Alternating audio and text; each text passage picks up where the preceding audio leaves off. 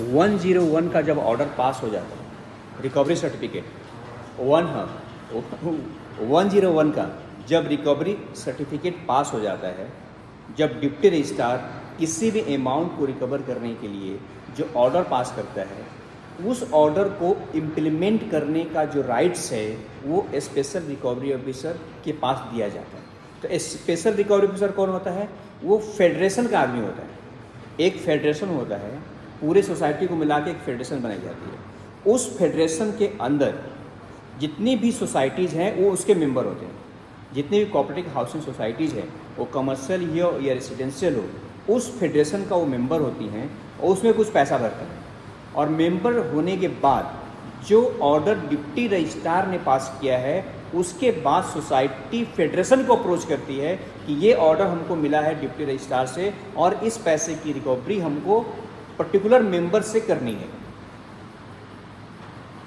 तो फेडरेशन क्या करता है? फेडरेशन एक अपने SRO, special recovery and sales officer को अपॉइंट करता है।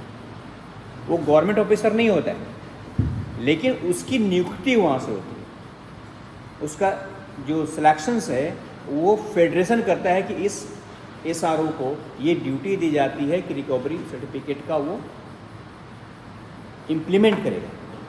अब ये सवाल, इसमें बातों बातों में सवाल भी आता है कि आखिर SRO की नियुक्ति करता कौन है? ठीक है, हम इसको भी समझ लेते हैं। इस प्रोसीजर को हमको जानना क्यों ज़रूरी है? पूरी प्रोसीजर को हमको जानना इसलिए ज़रूरी है कि कल तुम्हारे पास एक केस आएगा तो कितनी अथॉरिटी इसके अंदर इन्वॉल्व है, उसकी अपॉइंटमेंट कैसे होती है, उसके रूल्स रेगुलेशन क्या है, उसके राइट्स क्या है, उसने सारे रूल्स को फॉलो किया है कि नहीं किया, ये तुमको बाद में उसको समझने का मौका मिलेगा। तो ये सारे की जो अपॉइंटमेंट्स हैं, फेडरेशन क्या करती है, एक लिस्ट बनाती है, कुछ लोगों 2, 3, 4, 5, और वो लिस्ट जो है वो डिप्टी रजिस्ट्रार को, डिस्ट्रिक्ट डिप्टी रजिस्ट्रार को वो लिस्ट वो सबमिट करती है कि ये हमारे पर्सन हैं, इनको एज ए रिकवरी ऑफिसर हमको नियुक्त करना है। और deputy registrar, district deputy registrar 1 Mumbai के अंदर DDR 1 के पास ये राइट्स है कि वो SRO की नियुक्ति कर सकता है on the application filed by federation. Very much clear. और जब वो अपॉइंटमेंट देता है तो उस अपॉइंटमेंट पे SRO के राइट्स लिखे होते हैं कि SRO को कैसे काम करना है, उसके राइट्स क्या है। तो मोस्टली उसके राइट्स जो डिफाइन किए गए हैं 107 में किया गया। 107 MCS रूल्स, ये ध्यान रखो, वो पैसे की रिकवरी करता है। रूल्स 107 MCS रूल्स 1961, उसमें वो उसकी रिकवरी करते हैं। कि एक्चुअली देखा जाए ना तो जो रिकवरी ऑफिसिंग का जो महाराष्ट्र में है ना, मुझे तो लगता है कि गवर्नमेंट ने उनको लाइसेंस दे दिया रिकवरी करने के लिए। Actually this a part of the PI है।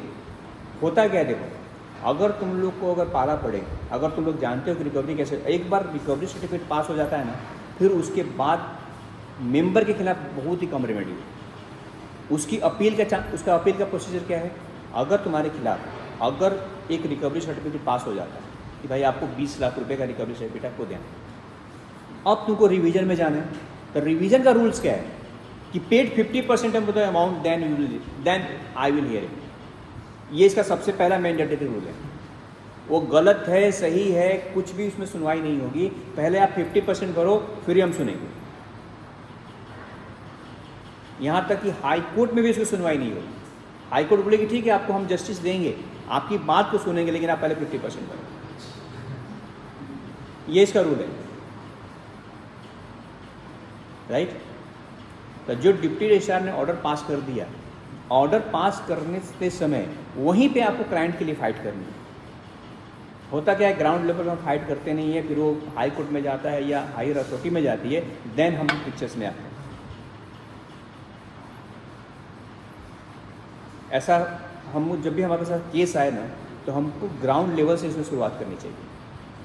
अगर तुमसे ये मैं पूछूं कि अगर किसी के खिलाफ रिकवरी सर्टिफिकेट हमारे क्लाइंट के साथ अगर सोसाइटी ने फाइल कर दिया, मान लो सोसाइटी ने तुम्हारे क्लाइंट के खिलाफ एक रिकवरी की प्रोसीडिंग स्टार्ट किया, मैटर चला गया डिप्टी रजिस्ट्रार के पास, और डिप्टी रजिस्ट्रार ने तुमको हेयरिंग की नोटिस इशू कर दिया कि बॉस ये हमारे पास रिकवरी के लिए आपकी सोसाइटी ने आपके खिलाफ कंप्लेंट फाइल की है, इस तारीख को यहाँ पे हेयरिंग रखी है, आप हेयरिंग के लिए आ जाओ, ठीक है। आ जाओ। तो एज ए एडवोकेट तुम्हारी रिस्पॉन्सिबिलिटी क्या होगी उसको? सर इफ़ अगर क्लाइंट ने हमें अप्रोच किया है तो सबसे पहला काम हमारा यही है एज एडवोकेट कि क्लाइंट को उससे बाहर निकालें। तो इफ़ अगर हम पीएच के लिए जाएंगे, पर्सनल हियरिंग के लिए हम अगर रजिस्ट्रार के पास जाएंगे तो रजिस्ट्रार को रिक्वेस्ट करेंगे कि थोड़ा हमें टाइम दे दे, हम ये प्रोसेस पूरा ये करने के लिए हम टाइम रिक्वेस्ट करेंगे, या फिर उसके ऊपर थोड़े दिन के लिए स्टे मांगेंगे, हमें जो पूरा प्रोसीजर है या फिर फंड्स ये करने के लिए टाइम दे दीजिए, ये रिक्वेस्ट करेंगे रजिस्ट्रार को। और सर टाइम मांगेंगे तो बाकी का प्रोसीजर तो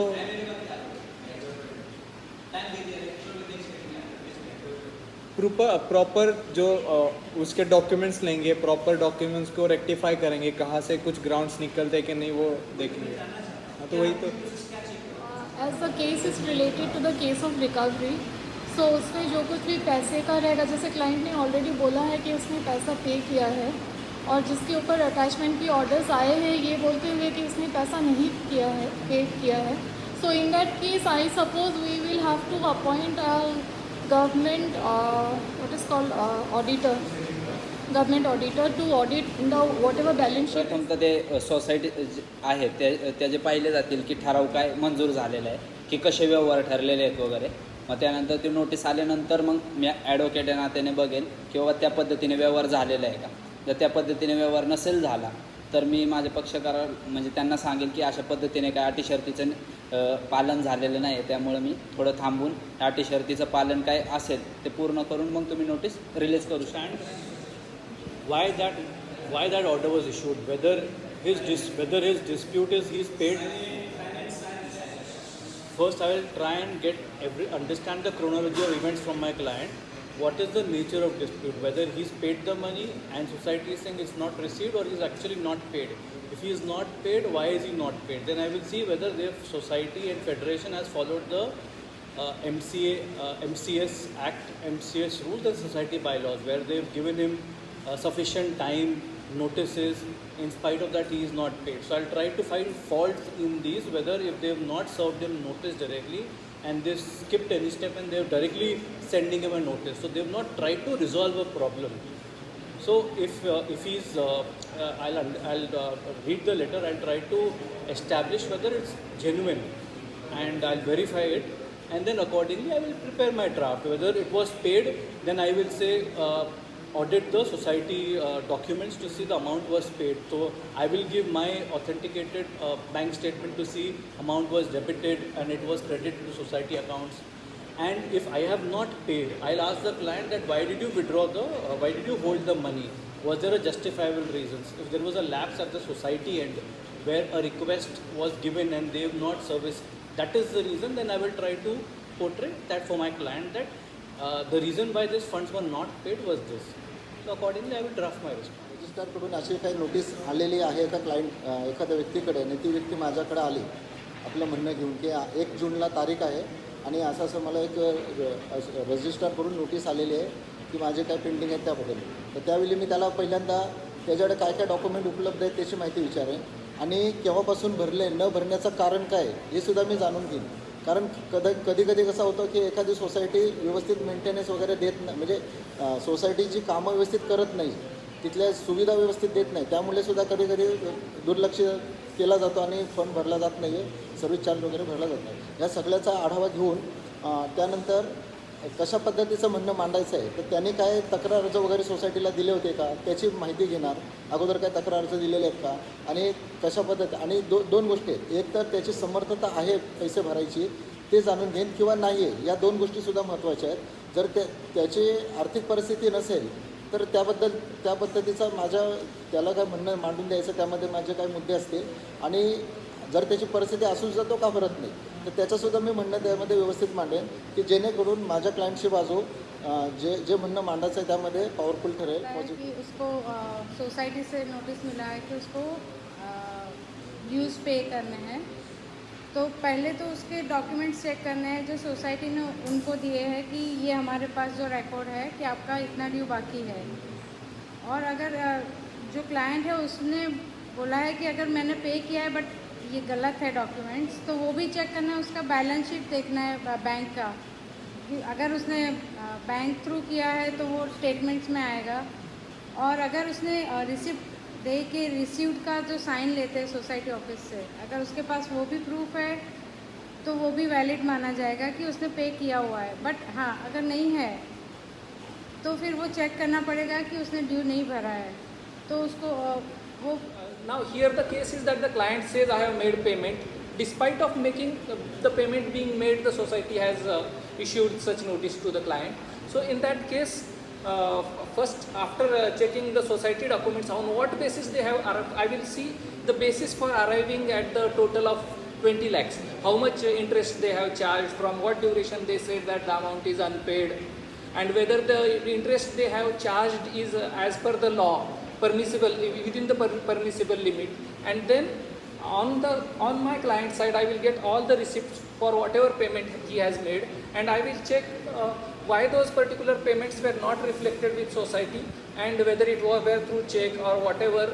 For those payments, what are, I will point out the inconsistencies from the society documents, and why it has now the society. I will show on the date of hearing, I will say, give my say that as on so and so dates we have paid all so and so as per so and so receipts. Now the onus will be on society to prove why those doesn't reflect on their society documents and all.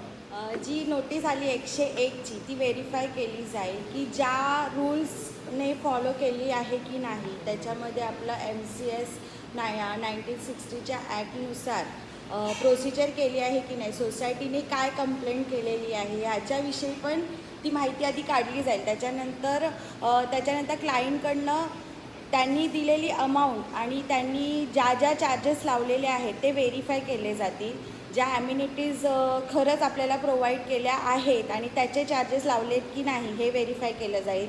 त्याच्यानंतर त्याने केलेल्या पेमेंटच्या सगळ्या receipts, मग त्याने cash जरी केलं असेल तर त्याची रिटर्न सोसायटीकडनं पावती आली आहे की नाही, ही क्लायंटने घेतली आहे की नाही, त्याचा संपूर्ण तपशील मॅच केला जाईल. त्याच्यातला काय डिफरन्स निघतं आहे आणि सोसायटीने काय डिफरन्स सांगितलेला आहे ह्याच्यामध्ये काही मिसमॅच येतं आहे की नाही ते सॉर्ट केलं जाईल.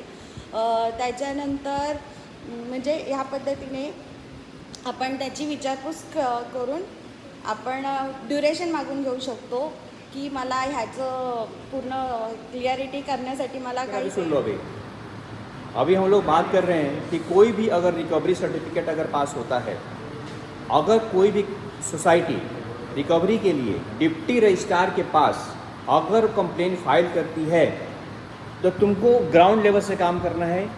सोसाइटी ने जो एप्लीकेशन 101 में डिप्टी रजिस्ट्रार के पास लगाया है, तो क्या सोसाइटी ने सारे जो रूल्स एंड रेगुलेशंस हैं, जो ड्यू प्रोसेस है, उसको फॉलो किया है या नहीं किया है, हम उसको चेक करेंगे. तो उसको कैसे चेक करेंगे? Under rules 86A of MCS rule 1961, वहाँ पे ये प्रोसीजर लिखा हुआ है कि कोई भी सोसाइटी अगर 101 की रिकवरी प्रोसीडिंग स्टार्ट करेगी तो उसको रूल फॉलो करना है.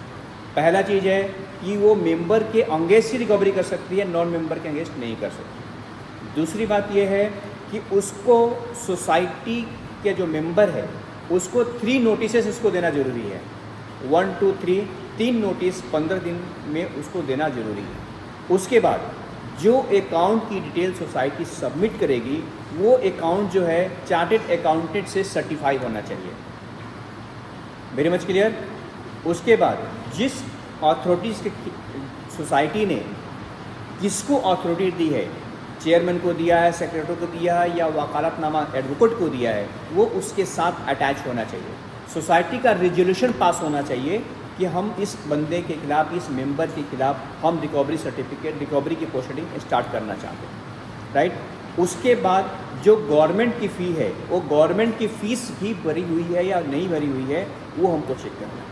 इसका मतलब ये हो गया कि जब भी तुम्हारे पास कोई एप्लीकेशन आएगी तो सबसे पहले ये देखना है कि सोसाइटी ने 86 का प्रोविजंस को फॉलो किया है कि नहीं किया, 3 नोटिस दिए हैं कि नहीं दिए हैं, जो अकाउंट है वो चार्टेड अकाउंटेंट से सर्टिफाई है कि नहीं है, जो बंदे ने केस फाइल किया है उसकी लोकस स्टैंडी क्या है, सोसाइटी ने गवर्नमेंट का जो फीस है वो फीस पेड की है या नहीं की है, राइट। अगर इन चीज़ों में वायलेशंस होता तो तुम्हारे से ग्राउंड आ जाता है कि भाई इसने 3 नोटिस लगाया है कि नहीं लगाया है, नोटिस को डिलीवरी हुई है कि नहीं हुई है। उसके बाद जो उसने अकाउंट सबमिशन किया है पता चला उसमें वो चार्टेड अकाउंटेंट से सर्टिफाई नहीं है, तो तुम्हारा ग्राउंड बन गया ना, वहाँ पे बन गया कि नहीं बन गया। तो ये सारी चीज़ों को हम चेक करेंगे। उसके बाद डिप्टी रजिस्ट्रार के लिए भी कुछ रूल्स एंड रेगुलेशंस हैं कि 101 में अगर वो कोई भी रिकवरी सर्टिफिकेट पास करेगा तो उसको भी कुछ रूल फॉलो करना है। जो अप्लीकेशन उसके पास आया है उसकी स्क्रूटनी करना, उसकी पैसे की देख की चेक करना, सोसाइटी ने जो डॉक्यूमेंट सबमिट किया है उस डॉक्यूमेंट को वेरीफाई करना, सामने वालों को नोटिस इशू करके उसको पूरा हेयरिंग का लेने का मौका देना, ये भी डिप्टी रजिस्ट्रार के राइट्स में आता है, राइट। तो हमें डिप्टी रजिस्ट्रार के क्या राइट्स हैं ये भी हमको चेक करना है। ऐसा तो नहीं डिप्टी रजिस्ट्रार भी खुद वायलेट कर रहा है, तो हमें सोसाइटी का कोई वायलेशन हो रहा नहीं हो रहा है, डिप्टी रजिस्ट्रार का कोई वायलेशन हुआ है या नहीं हुआ है, इन चीज़ों को हमको जब तुम्हारे पास केस आएगा इन सारी चीज़ों को हमको स्क्रूटनी करनी है, इन्वेस्टिगेशन करना है। Very much clear. अगर तुम्हारे पास ये सारे पॉइंट्स मालूम है तो तुमको 2-4 पॉइंट ऐसे मिल ही जाएंगे ताकि तुम कोई ना केस तुम क्लाइंट के फेवर में बात कर सकते हो। Very much clear. तो ये प्रोसीजर ध्यान रखो कभी भी, एनी टाइम, कि जब भी तुमको क्लाइंट अप्रोच करेगा सबसे पहला काम हमको ये देखना है कि सोसाइटी ने 86A ऑफ MCS रूल्स 1961 उसके ड्यू प्रोसेस को फॉलो किया है या नहीं किया, राइट। वो चेक करना है हमको। उसके बाद देखना है कि 86 को अगर वायलेशन होता है तो इसमें हाई कोर्ट के कितने गाइडलाइंस हैं। हाई कोर्ट के ऐसे सैकड़ों गाइडलाइंस हैं, ऐसे डिसीजन है कोर्ट्स के कि अगर 86 का प्रोसीजर को फॉलो नहीं किया गया है तो जो रिकवरी सर्टिफिकेट पास हुआ है वो सेट एसाइड हो जाएगा, नल एंड इनवॉइड माना जाएगा। ऐसे बहुत से केस लॉस हैं। Very much clear. तो 86 में जाके पढ़ लेना। तो कभी भी ये केस तुम्हारे सामने आएगी तो हमको ऐसे शुरुआत करनी है, राइट। एनी क्वेश्चन इसमें? Clear point? ये रिकवरी के लिए नोटिस आया बट उन्होंने फीस पे किया है और गलती से ये नोटिस आया हुआ है, पहले फीस पे हाफ फीस पे करना है उनको ऑर्डर होने के बाद, ऑर्डर से पहले नहीं। अगर मान लो तुम चले गए, नोटिस आ गया तुम्हारे पास, नोटिस आ गया भाई आप 20 लाख भरो, अभी तो ऑर्डर पास हो गया, ट्रायल चल रहा है, तुमको हेयरिंग के लिए मौका दिया गया है, तो डिप्टी रजिस्ट्रार के पास तुमको बोलना है कि बॉस हमने ये सारा पैसा भरा हुआ है, ये पेमेंट की रसीद है, सोसाइटी ने जो आपके पास अप्लीकेशन फाइल की है उसमें ये पैसा माइनस नहीं किया है, ये पैसा हमारा माइनस होना चाहिए। ये तुमको डिप्टी रजिस्ट्रार के पास ही ऑब्जेक्शन फाइल करना है ऑर्डर पास होने से पहले।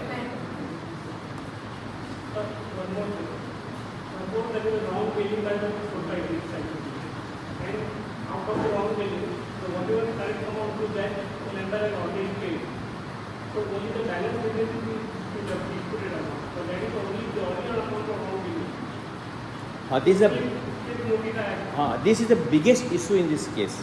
इसमें सबसे बड़ा माइनस पॉइंट क्या है हमारे सिस्टम के अंदर कि सोसाइटी जो भी मेंटेनेंस बिल इशू करती है ना, गवर्नमेंट ऑफिसर उसी को सच मान के चलता है कि जो सोसाइटी ने दे दिया वही सच है। हम कितना भी ऑब्जेक्शन लगाया, ये इसने गलत रेज किया है, बिलिंग ज़्यादा कर रहा है, इंटरेस्ट ज़्यादा ले रहा है, बिल ज़्यादा रेज किया है, तो भी बहुत सारे केसेज में सब देखा गया है फिर भी सोसाइटी के फेवर में ऑर्डर पास हो जाता है। और एक बार ऑर्डर पास होने के बाद फिर मेंबर्स की ड्यूटी जो है उनकी स्टार्ट हो जाती है। DTR के पास जाओ, BGR के पास जाओ, हाई कोर्ट में जाओ, 50% भरो हो जाती है। तो जब हमारे पास सोसाइटी जैसे ही हमको मेंटेनेंस बिल रेज करती है ना, तो सबसे पहला ऑब्जेक्शन उनको सोसाइटी को फाइल करना है। जैसे नोटिस इशू करेगा बॉस आपको इतना पैसा भरना है, उसी समय उसको ऑब्जेक्शन फाइल करो कि आपने जो नोटिस इशू किया है गलत है, हमने इतना पैसा भरा हुआ है, आप मुझे पूरे अकाउंट का डिटेल हमको होगा।